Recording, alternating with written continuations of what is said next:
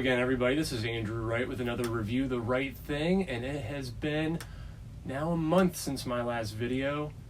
I apologize. I hope everybody's happy to see me, but this is now the third attempt I've made at trying to get this video recorded.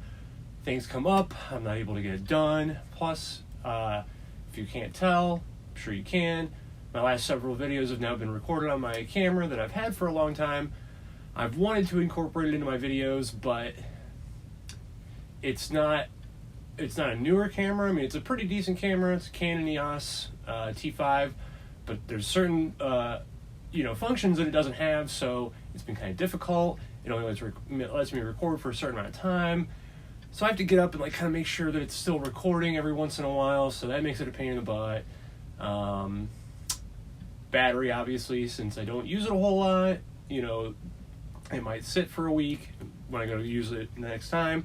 Battery is dead, not recording anything, so yada yada yada. Anyways, I'm just now getting to this, and so it doesn't support mic in function, so I have to record the audio on my phone, and so then if the video stops recording but my audio is still going, it screws everything up. So it's kind of a pain in the ass, but the added quality I think is worth it. It's just kind of figuring out things in the meantime, and eventually I'm going to probably upgrade to a better camera that I can incorporate a shotgun mic into, and just be a lot easier. I'll have better quality videos. I'll be able to record longer. Also won't have to record on an external audio device, so it'll be a lot nicer when I actually do get to upgrade. And so yeah, we'll have to see when that time comes. So in the meantime, let's get this collection video underway. And so first off, some Carcass, Symphonies of Sickness. Just picked this up last night. This is their second release after Reek of Putrefaction, and I think this was 90. Oh god, I'm way off. 89. Yeah, that makes sense because I think Reek is 87. But anyways, this album kicks ass. They've just been recently reissuing these records. I got the Reek a few years back.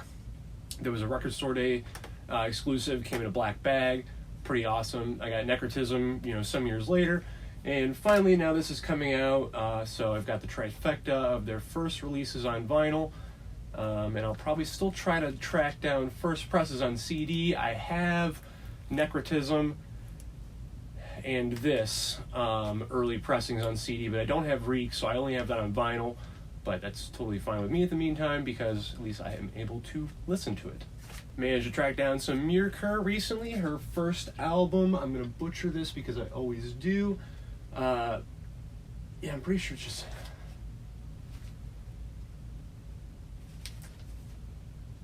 Yeah, I mean, if I'm just looking at the letters on the front, I think I'm getting it right. So it's Mareridt? Something like that. Whatever. Anyways, one member, female fronted, folk black metal. Earlier stuff definitely incorporates more of the black metal.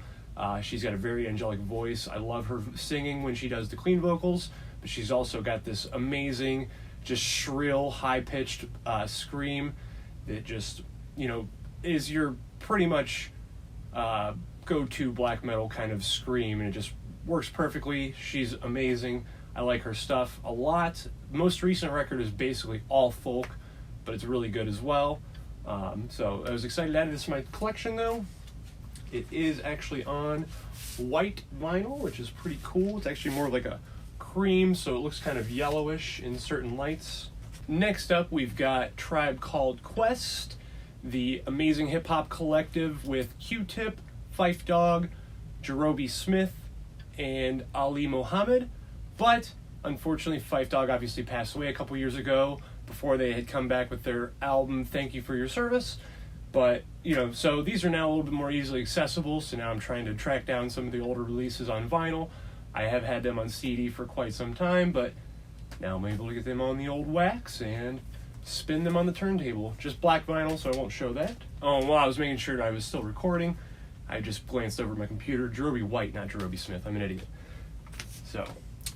next up, we have some Common with his most recent album, Beautiful Revolution Part 1, and So I was kind of off the Common bandwagon for a little bit, actually. I really enjoyed Finding Forever, I think was the album, but then right afterwards he had done something about dreams. I can't remember the title of that, which I didn't listen to a whole lot.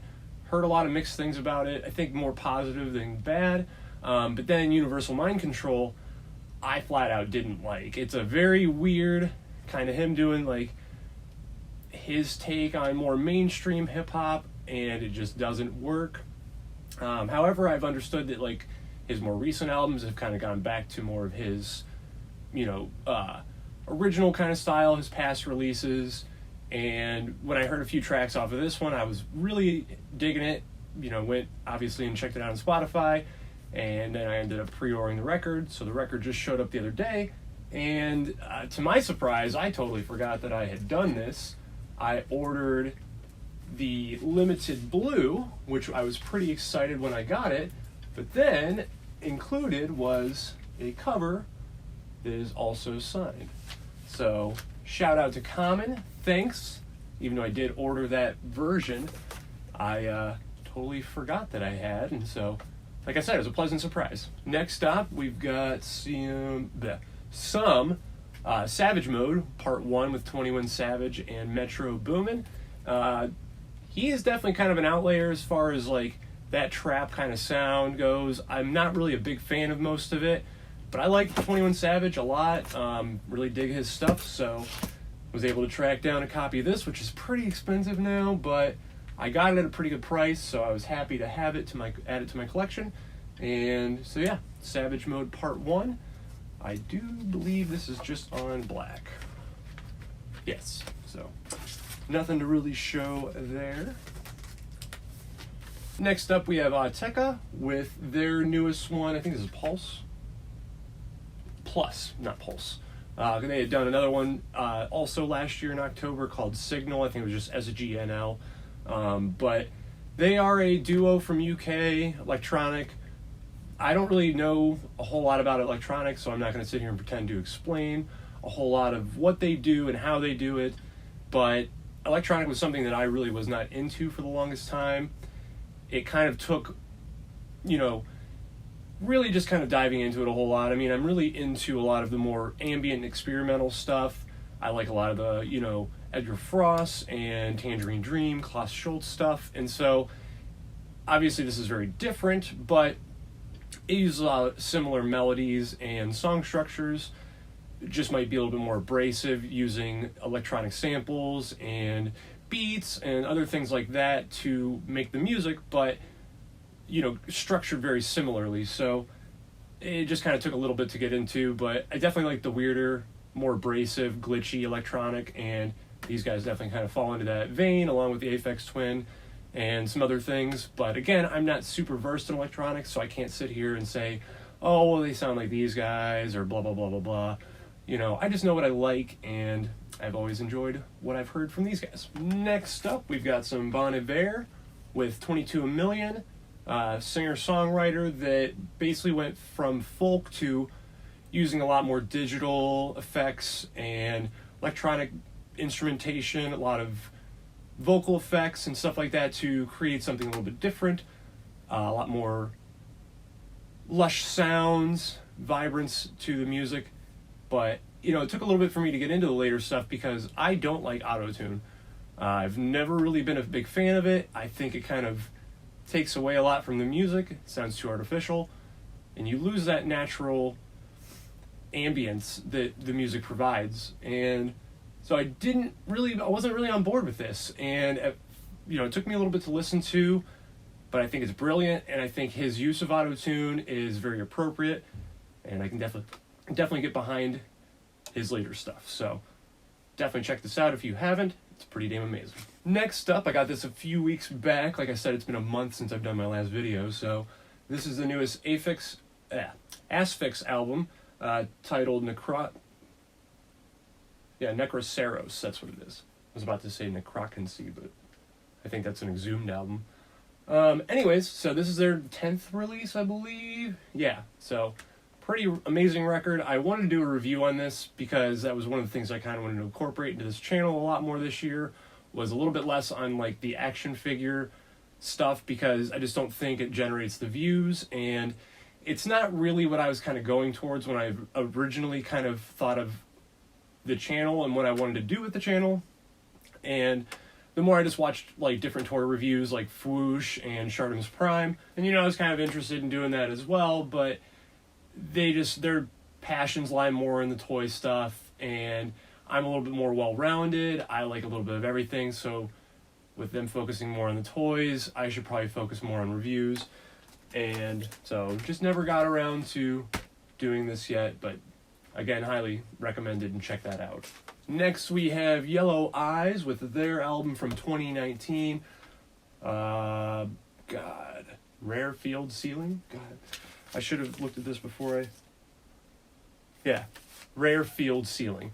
And they're a US black metal band that uses a lot of classic instrumentation, classic black metal sounds to create their kind of more modern black metal. It definitely does, use a little bit different techniques and stuff that you wouldn't necessarily see in a lot of black metal, except for maybe more modern stuff. A lot of dizzying guitar riffs, a lot of layers to the music, but very lo-fi recording. Definitely sounds more traditional as far as that is concerned. But these guys are amazing. Highly recommend this. It is on I believe a reddish, a maroon colored vinyl, if I can pull it out. Maroon and black kind of mold. But I was pretty stoked to get this. I was sleeping on it when I was watching it on Bandcamp because I have their release from, I think, 2018. But they're a newer band, so I didn't discover them until kind of later after they had been out, and all their early releases are very limited on cassette, and so I will never find those. But I have the most, recent couple, and this was gone for a minute, but then I found a seller on eBay that was selling a sealed copy still, so I jumped on that immediately. And last we have the newest, well, not the newest, but one of the two newest records from Taylor Swift.